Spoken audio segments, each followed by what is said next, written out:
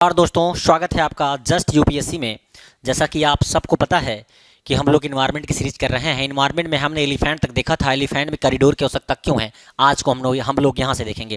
थोड़ा सा सिलेबस आप तेज़ी से कवर करेंगे, इसलिए भी कवर करेंगे क्योंकि एग्ज़ाम बहुत नज़दीक आ रहे हैं और आप लोग को ज़रूरत भी होगी लेक्चर की। ठीक है, तो आइए डिलीवर करते हैं लेक्चर को। हाथी कॉरिडोर की आवश्यकता क्यों है। बेसिकली जैसे कि पहले ही बता चुके हैं, इसका बैकग्राउंड हम बताए थे। ज़रूरत इसलिए है कि मानव और हाथियों के विकास में योगदान देते हैं। ये उनके बीच संघर्षों को कम करते हैं। ये हमारे आने वाले जो पारिस्थितिकी तंत्र हैं उनको बनाए रखने में योगदान कर सकते हैं। ये इसीलिए कि हाथियों को चराने के लिए वृहद मैदान की आवश्यकता होती है। रिजर्व आवश्यकता की पूर्ति नहीं कर पाते। अधिकांश रिजर्व हैं वो आवश्यकता की पूर्ति नहीं कर पाते, तो किसके लिए वृहद मैदान की आवश्यकता होती है, और जो रिजर्व होते हैं वो आवश्यकता पूर्ति नहीं कर पाते। यही कारण है हाथी अपने आवास से बाहर निकल आते हैं, जिससे मनुष्य के साथ हाथियों का संघर्ष होता है। तो सबसे पहला पॉइंट जो बताया, हाथी और मानव के बीच में संघर्ष को कम करने के लिए। ठीक है, आगे क्या कह रहे हैं कि हाथी भारत में हाथी कॉरिडोर की इससे संबंधित भारत में हाथी कॉरिडोर की स्थिति इससे संबंधित समझौते की बात करें, वर्ष 2019 में एशियाई हाथी समझौते के तहत 5 गैर सरकारी संगठनों द्वारा एक अम्ब्रेला पहल की शुरुआत की गई थी, जिसमें भारत 12 राज्यों में हाथियों की मौजूदा 101 गलियारे में से 96 गलियारों को एक साथ सुरक्षित किए जाने का प्रावधान किया गया। फिर से सुन लीजिए, ओवरव्यू एक बार बोलना है, समझाना है, दूसरी बार तीसरी बार आपको रटा देना है। वर्ष 2019 में एशियाई हाथी समझौते के तहत एशियाई हाथी का समझौता हुआ, और उस समझौते के तहत 5 गैर सरकारी संगठन द्वारा एक अम्ब्रेला इनिशिएटिव की शुरुआत की गई। कुछ जगहों पर, कुछ स्थानों पर इसकी शुरुआत होती है, जिसमें भारत के 12 राज्यों में हाथियों के लिए, भारत के 12 राज्य की बात कर रहा है, केरल, कर्नाटक, तमिलनाडु, आंध्र प्रदेश, महाराष्ट्र, छत्तीसगढ़। ठीक है, तो ये साइड में आपके उड़ीसा और वेस्ट बंगाल आपका आ गया, यूपी आ गया, सब जगह पे हाथियां हैं। ठीक है, 101 गलियारे में से 12 राज्यों में हाथियों के लिए मौजूदा 101 गलियारे में से 96 गलियारों को एक साथ सुरक्षित किए जाने का प्रावधान किया गया। एक सर्वेक्षण के दौरान देश में 7 हाथी गलियारों की स्थिति बहुत खराब पाई गई है। एक सर्वेक्षण के दौरान देश में 7 हाथियों की गलियारे की स्थिति बहुत खराब पाई गई है। इस समझौते के तहत गलियारों के लिए आवश्यक भूमि, लैंड, जो समझौता होता है उसके अंतर्गत भूमि की प्राप्ति करना होता है। ठीक है, उस प्राप्ति के लिए करने आने वाली बाधाओं हेतु धन जुटाने का प्रयास किया जा रहा है। ठीक, इस समझौते में Wildlife Trust of India के एनजीओ, ध्यान सुनिएगा, इस समझौते में Wildlife Trust of India के साथ NGO Elephant Family, International Fund for Animal Welfare, International Fund for Animal Welfare और IUCN Netherlands World Land Trust शामिल है। फिर से सुन लीजिए कि कह रहे हैं कि समझौते में Wildlife Trust of India, wild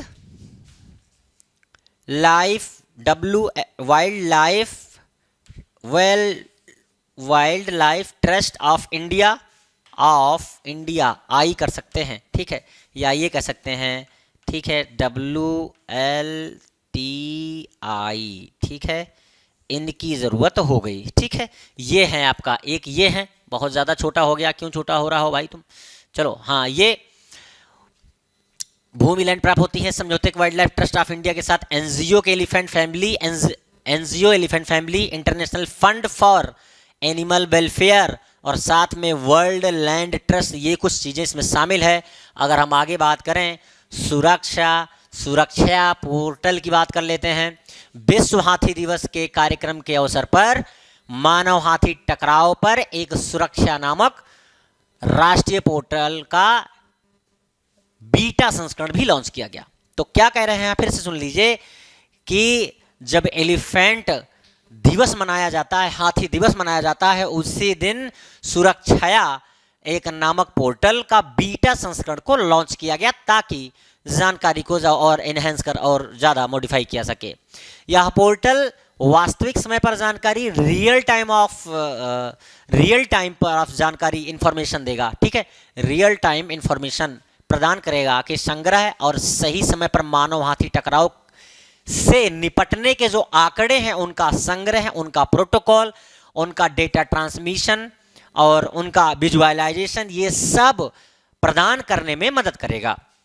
आगे कह रहे हैं कि यह नीति से मानव हाथी टकराव के आंकड़ों का लाभ उठाते हुए नीति निर्माता टकराव कम करने की कार्य योजना बना सकते हैं और उससे उनको मदद भी मिल सकती है। सच्चाई यही है कि जब इस टाइप की चीज़ें होती हैं तो ऑब्वियस सी बात है ऑब्जर्वेशन अच्छे से अच्छा हो सकता है, हम एक नए बहुत अच्छा डेटा तैयार कर सकते हैं, पता लगा सकते हैं, एनालाइज कर सकते हैं कि क्यों ये इनके बीच कन्फ्लिक्ट हो रहा है। ठीक, आगे क्या कह रहा है कि गिद्ध वल्चर प्रमुख बिंदु, वल्चर पे भी क्वेश्चन पूछे गए हैं। तो वर्तमान में गिद्ध संरक्षण प्रजनन केंद्र में गिद्धों की 3 प्रजातियां व्हाइट बैक्ड, लॉन्ग बेल्ड और स्लेंडर बेल्ड का संरक्षण किया जा रहा है। लॉन्ग बेल्ड, व्हाइट बैक्ड, स्लेंडर बेल्ड, इनका संरक्षण किया जा रहा है। आगे कह रहा है गिद्ध संरक्षण या प्रजनन केंद्र की स्थापना, गिद्ध संरक्षण या प्रजनन केंद्र की स्थापना उस निर्णायक समय पर की गई जब गिद्धों की संख्या में 99% तक गिरावट दर्ज की जा चुकी है।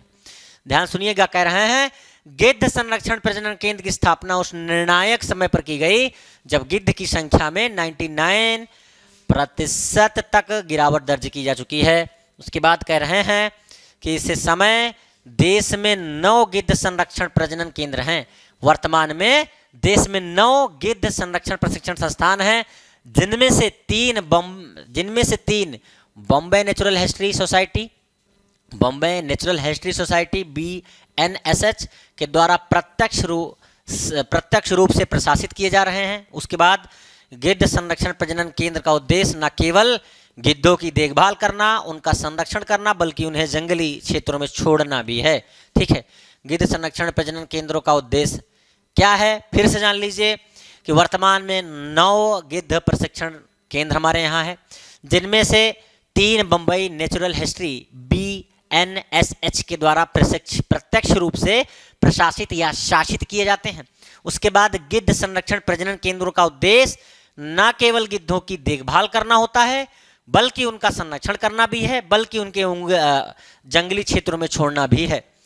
इन केंद्रों का पहला उद्देश्य गिद्धों की लुप्तप्राय 3 प्रजातियों में से प्रत्येक से सैकड़ों की संख्या में गिद्धों के जोड़े पैदा करना है। फिर से सुन लीजिए, इन केंद्रों का पहला उद्देश्य गिद्धों की लुप्तप्राय 3 प्रजातियों से प्रत्येक से सैकड़ों की संख्या में गिद्धों के जोड़े पैदा करना है, पॉपुलेशन बढ़ाना। इनडायरेक्टली कह सकते हैं कि अब वो क्या करना चाहते हैं, गिद्ध संरक्षण से पॉपुलेशन को बढ़ा रहे हैं।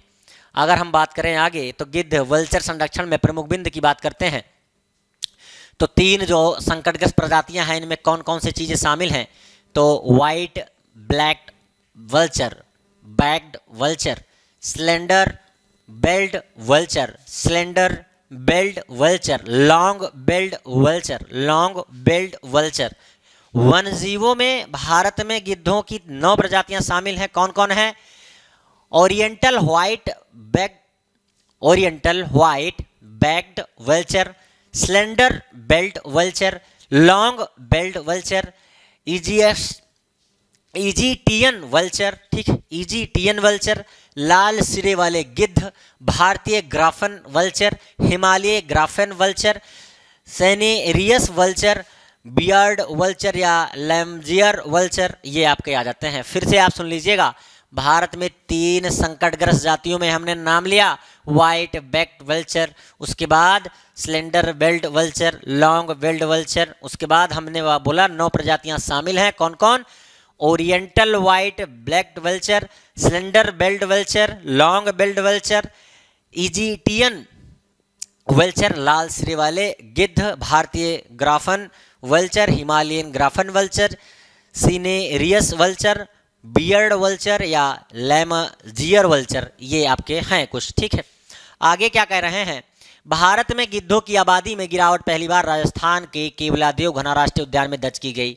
भारत में पहली बार जब ये पता लगा कि हाँ वास्तव में गिद्धों में गिरावट दर्ज की जा रही है, तो वो पता लगा राजस्थान में, और उस जहां पे ये पता लगा उसका नाम था केवलादेव घना राष्ट्रीय उद्यान। ठीक है, आगे कह रहे हैं लाल सिर वाले गिद्ध या राजा गिद्ध, slender billed vulture, long billed vulture गंभीर रूप से लुप्तप्राय रूप में सूचीबद्ध हैं।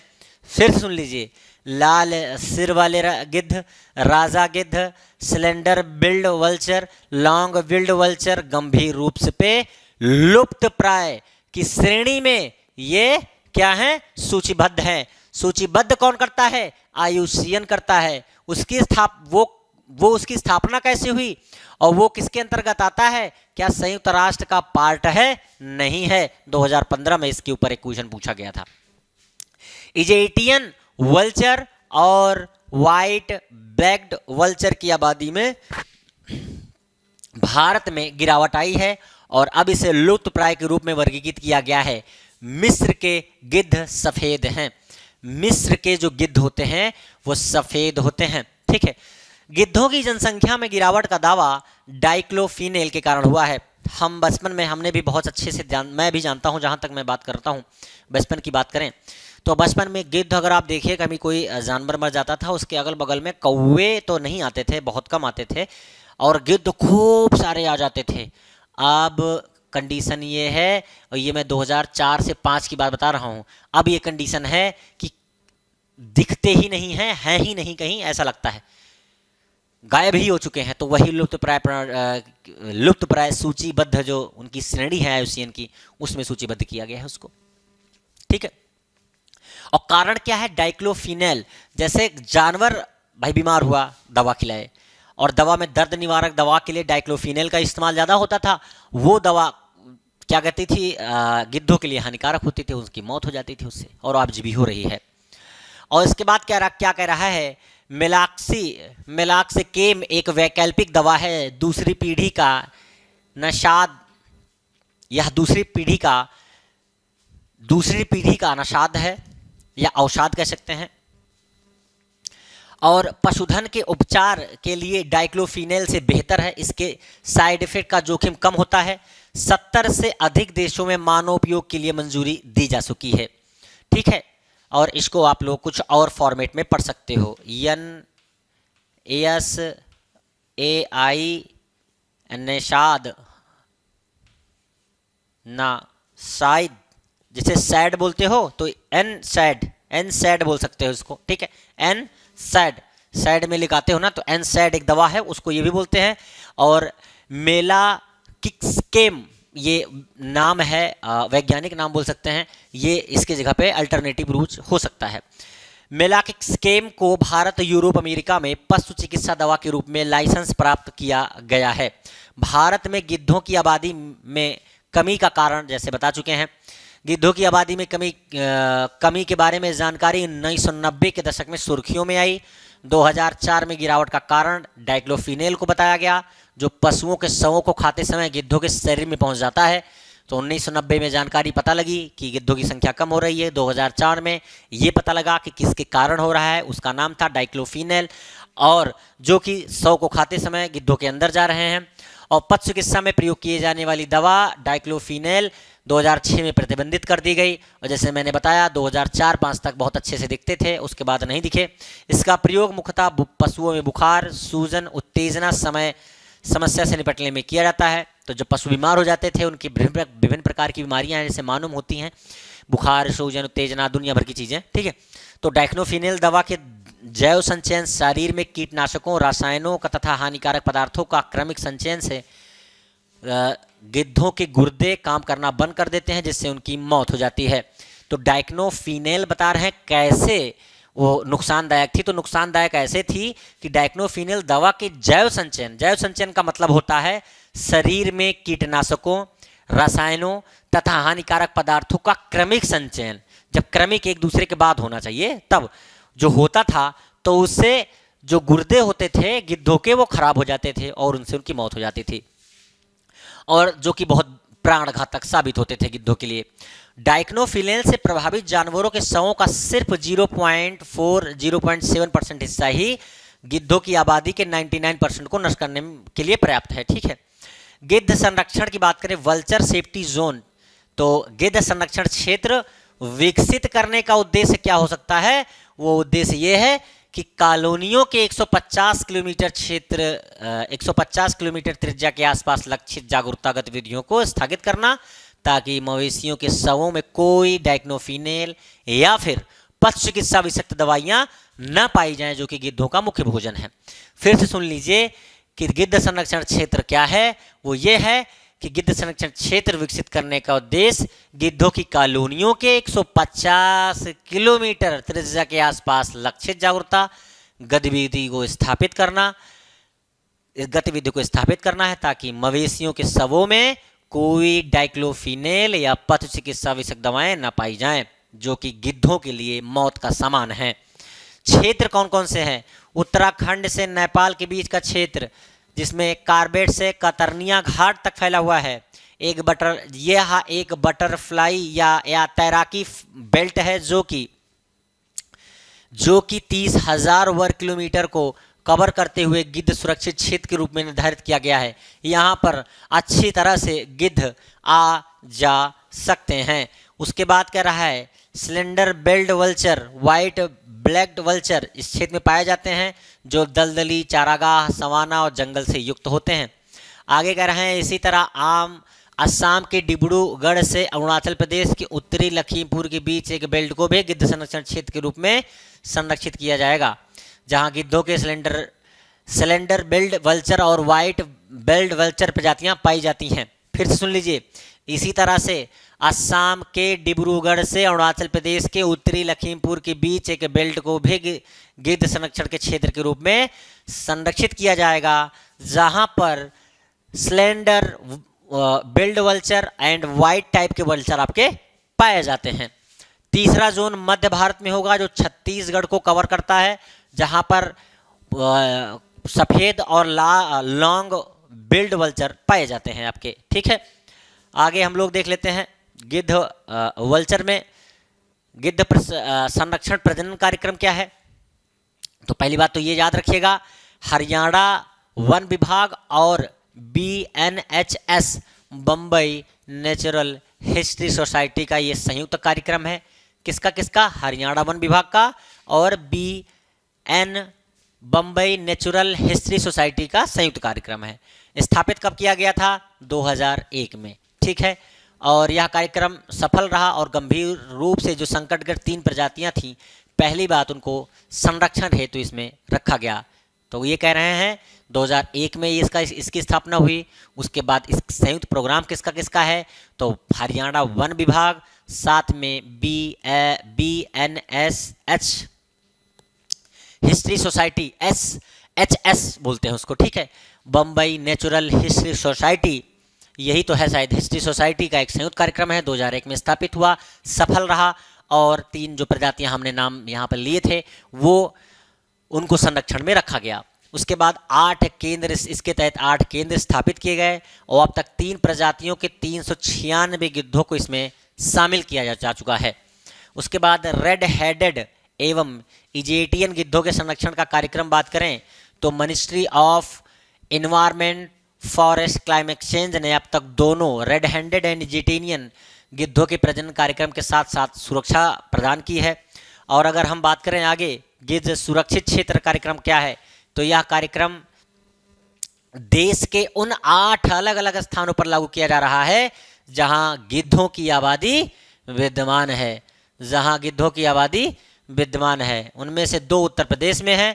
गिद्ध सुरक्षित क्षेत्र में डाइक्लोफिनेल का न्यूनतम उपयोग सुनिश्चित करके गिद्धों की आबादी को संरक्षित करने का प्रयास किया जाता है। ठीक है, आगे गिद्धों के किसी क्षेत्र को सुरक्षित क्षेत्र तब घोषित किया जाता है जब लगातार 2 वर्षों तक अंडर कवर फार्मेसी या मवेशी सर्वेक्षण में कोई जहरीली दवा नहीं मिलती और गिद्धों की आबादी स्थिर या घटती नहीं है। तो 2 वर्ष तक वो अंडर कवर फार्मेसी मवेशी सर्वेक्षण किया जाता है, उसके बाद ही उनको ये घोषित किया जाता है। तो गिद्धों का कार्य योजना 2020 से 25 का उद्देश्य ये हम लोग देखेंगे लेकिन नेक्स्ट लेक्चर में। तब तक के लिए नमस्कार, जय हिंद।